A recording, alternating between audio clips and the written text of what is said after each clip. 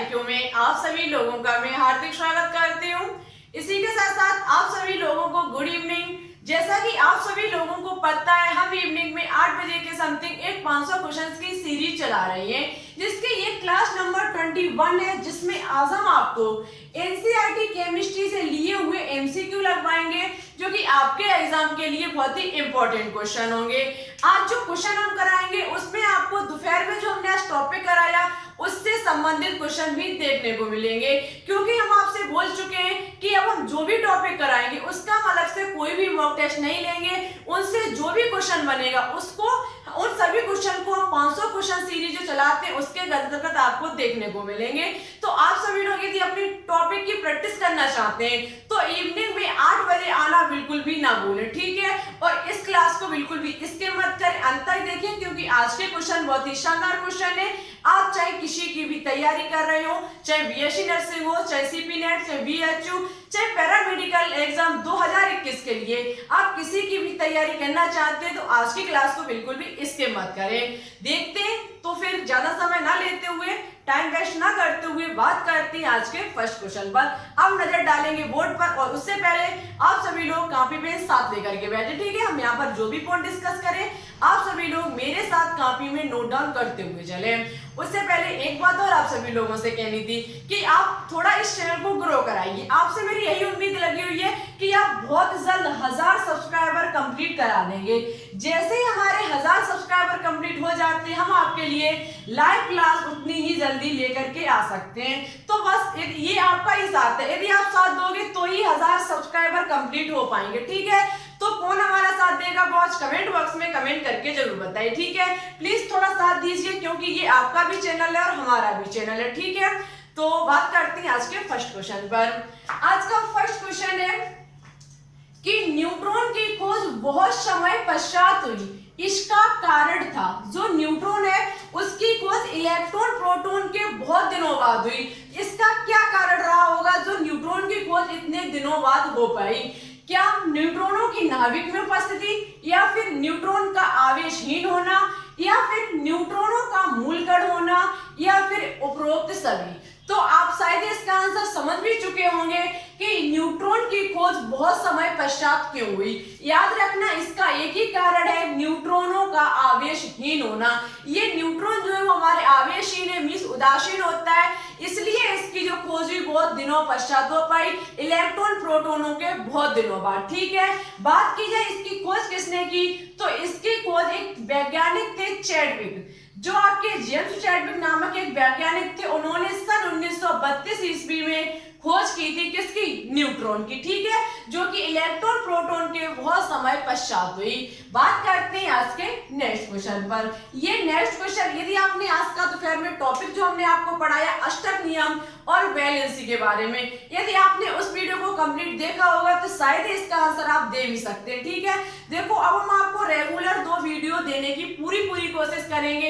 एक दोपहर आपको 1 बजे के समथिंग मिलेगी, जो दोपहर वाली टॉपिक की वीडियो है वो आपको 1 बजे के समथिंग मिलेगी, जबकि ये 500 क्वेश्चन की सीरीज वाली है वो आपको शाम 8 बजे के समथिंग मिलेगी, ठीक है। दोपहर 1 बजे, 1 से 1:30 भी हो सकते हैं, ठीक है, 1:30 भी हो सकते हैं, क्योंकि कभी कभी हो जाता है, कभी नेट प्रॉब्लम हो जाती है, कभी कुछ हो जाता है, ठीक है।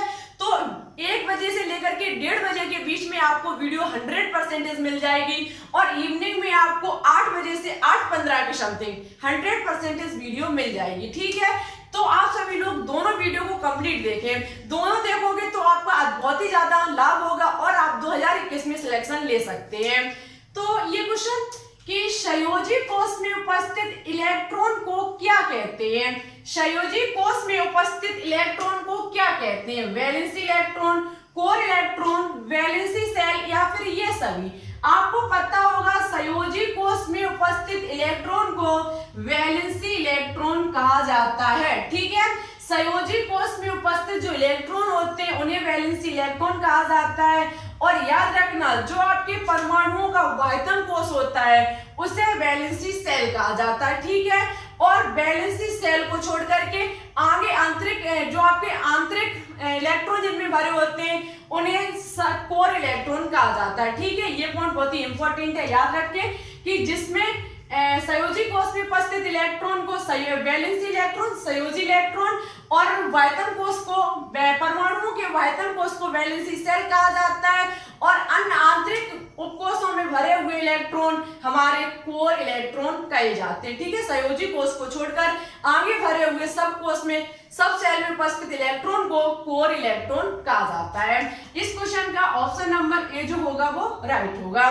बात करते हैं नेक्स्ट क्वेश्चन पर। नेक्स्ट क्वेश्चन है कि किसी परमाणु द्वारा रासायनिक बंध बनाने की प्रवृत्ति का मुख्य कारण है।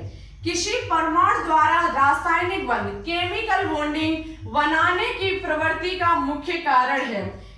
इलेक्ट्रॉन त्यागने की प्रवृत्ति, इलेक्ट्रॉन ग्रहण करने की प्रवृत्ति, अष्टक संरचना ग्रहण करने की प्रवृत्ति, या फिर इलेक्ट्रॉन युग्म दान करने की प्रवृत्ति। हमने आपको बताया था कि कोई भी परमाणु जो होता है वो साझेदारी क्यों करता है, वो अपने वायतन कक्ष में 8 इलेक्ट्रॉन पूर्ण करना चाहता है।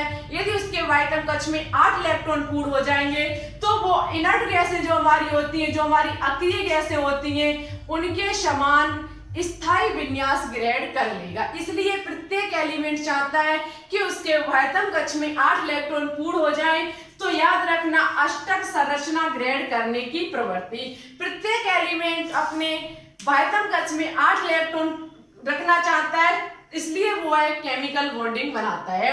मींस अष्टक संरचना ग्रहण करने की प्रवृत्ति। अष्टक संरचना मींस उसके वायतन कक्ष में 8 इलेक्ट्रॉन। तो आई होप आपको ये क्वेश्चन समझ में आ चुका होगा। बात करते हैं आज के नेक्स्ट क्वेश्चन पर। बात करते हैं आज के नेक्स्ट क्वेश्चन पर। नेक्स्ट क्वेश्चन है कि अष्टक नियम दिया था। जो अष्टक नियम है वो किस वैज्ञानिक ने दिया था? कॉसेल व ल्यूइस ने, वॉन डर वाल्स ने, हेस ने, या फिर डाल्टन ने? तो याद रखना, जो अष्टक नियम दिया है वो कॉसेल व ल्यूइस नामक वैज्ञानिक ने दिया था। अष्टक नियम आपको पता होगा कि किसी भी परमाणु के वायतन कक्ष में 8 इलेक्ट्रॉन का सिद्धांत क्या कहलाता है? अष्टक नियम। तो याद रखना, जो अष्टक नियम है वो लुईस और कॉसेल नामक वैज्ञानिक ने दिया था। ठीक है, नेक्स्ट क्वेश्चन है कि CuSO4 प्लस V2O3 को जब गर्म किया जाता है तो यहाँ पर A का मतलब है यहाँ पर कोई उत्पाद बनता है, और SO3 जो होता है वो बाहर निकल जाता है। तो यहाँ पर जो A है वो कौन सा उत्पाद होगा? CaVO2 का होल ट्वाइस, CuVO2 का होल ट्वाइस, CuVO3 का होल ट्वाइस, या फिर CaVO3 का होल ट्वाइस। तो याद रखना, जब कॉपर सल्फेट की क्रिया बोरिक एनाहाइड्राइड, ये हमारा एनहाइड्राइड के साथ किया जाता है, तब आपका बनता है CuVO2 का होल ट्वाइस, जो कि ये हमारा क्यूप्रिक, ये जो CuVO2 का होल ट्वाइस लिखा हुआ ये हमारा क्यूप्रिक मेटाबोरेट। ठीक है, मेटाबोरेट, ये है हमारा क्यूप्रिक मेटाबोरेट, जो कि हमारा कॉपर सल्फेट की क्रिया जब बोरिक एनहाइड्राइड के साथ कराते हैं तब कॉपर मेटाबोरेट बनता है, और सल्फर ट्राइऑक्साइड जो होती है वो बाहर निकल जाती है। इस क्वेश्चन का ऑप्शन नंबर बी जो होगा वो राइट होगा।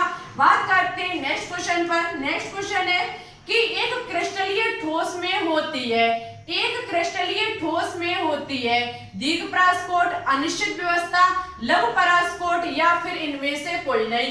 इसका आंसर आपको हमारे कमेंट बॉक्स में देना होगा। ये क्वेश्चन हम कई एक बार आपको बता चुके हैं कि जो क्रिस्टलीय ठोस होते हैं वो कैसे होते हैं। इसी के साथ साथ आपको अक्रिस्टलीय ठोस के बारे में बताना होगा कि अक्रिस्टलीय ठोस किस प्रकार के होते हैं। ठीक है, नेक्स्ट क्वेश्चन है कि संयोजकता शब्द का प्रयोग सर्वप्रथम किसने किया था? जो वैलेंसी है, इस शब्द का प्रयोग सर्वप्रथम किसने किया था? देखो, आज हमने दोपहर में वैलेंसी आपको बताई, लेकिन वहां हम इसके शब्द का प्रयोग किसने किया वो नहीं बता पाए। देखो, इसका मतलब है हम जो कुछ रह जाता है वह चीज हम आपको 500 क्वेश्चन की सीरीज के अंतर्गत MCQ के माध्यम से समझाने की पूरी कोशिश करेंगे। तो इसलिए इस क्लास को बिल्कुल भी मिस मत करें। लिखा हुआ है कि संयोजकता शब्द का जो सर्वप्रथम प्रयोग किया था वो फ्रैंकलैंड नामक वैज्ञानिक ने किया था। फ्रैंकलैंड नामक वैज्ञानिक ने संयोजकता शब्द का सर्वप्रथम प्रयोग किया था। ऑप्शन नंबर डी जो होगा वो इस क्वेश्चन का राइट होगा। ठीक है, ये 4 क्वेश्चन शायद ही आपको समझ में आ चुके होंगे। बात करते हैं आज के नेक्स्ट क्वेश्चन पर।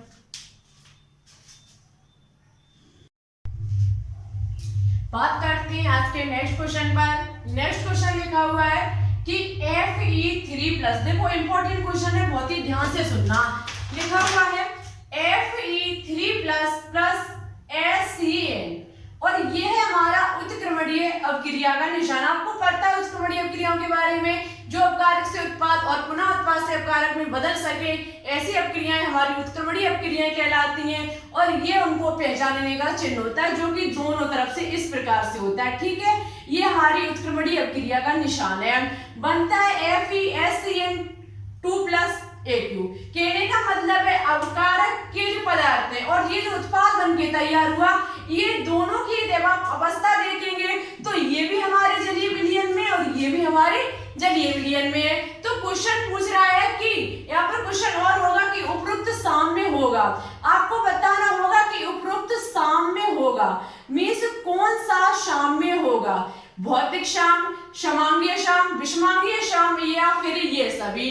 तो याद रखना, जब अवकारक और उत्पाद की अवस्था समान होती है तो ऐसा साम्य हमारा समांगीय साम्य कहलाता है। ठीक है, याद रखना, जिसमें अवकारक और उत्पाद की अवस्था अलग अलग होती है ऐसे साम्य को विषमांगीय साम्य कहा जाता है। और ऐसी अवस्था जिसमें ऊर्ध्वपातन हो रहा है तो ऐसा साम्य हमारा भौतिक साम्य कहलाता है। ठीक है, जहां पर ऊर्ध्वपातन होता है, ठोस से डायरेक्ट गैस का निर्माण, ऐसे साम्य हमारे जो कहलाते हैं वो भौतिक साम्य। जहां में अवकारक और उत्पाद की दोनों की अवस्था समान होती है ऐसे साम्य को समांगीय साम्य कहा जाता है। यदि यहाँ पर अवकारक और उत्पाद की अवस्था अलग अलग होती तो वो हमारा विषमांगीय साम्य कहा जाता है। ठीक है, नेक्स्ट क्वेश्चन है कि निम्न में से किसके जल अपघटन पर मेथेन बनता है। निम्न में से किसके जल अपघटन पर मेथेन बनता है, Al4C3CaC2 हेक्सेन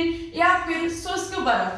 तो याद रखना, जो आपका जल अपघटन, जब हम एल्यूमिनियम कार्बोहाइड्रेट, जब एल्यूमिनियम कार्बाइड का जल अपघटन किया जाता है तब बनता है क्या, मेथेन, जिसका फॉर्मूला CH4 होता है। और आपका एल्यूमिनियम हाइड्रोक्साइड जो होता है वो बाहर निकल जाता है। रिएक्शन को आप संतुलित कर लेना। ठीक है, कि जब एल्यूमिनियम कार्बाइड का जल अपघटन किया जाता है तब मेथेन बनता है और एल्यूमिनियम हाइड्रोक्साइड जो होता है वो बाहर निकल जाता है। आज के नेक्स्ट और लास्ट क्वेश्चन पर चर्चा करेंगे।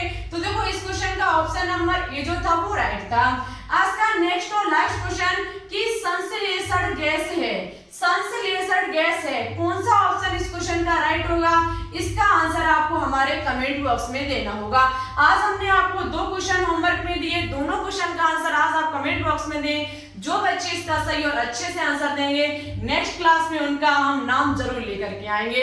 पिछली क्लास जो कि 20 थी, सॉरी हम उन बच्चों का नाम नहीं लेकर के आ पाए, मुझे ध्यान नहीं रहा, अभी फिलहाल ध्यान आया, लेकिन कोई बात नहीं, सो सॉरी। अब की बार नेक्स्ट क्लास में आप यदि आंसर दोगे तो 100% आपका नाम लेकर के आएंगे। लेकिन जो बच्चे दोनों क्वेश्चन का आंसर एक साथ देंगे, यदि एक का दिया तो नहीं, ये दोनों का दिया तो 100% आपका हम नाम लेकर के आएंगे।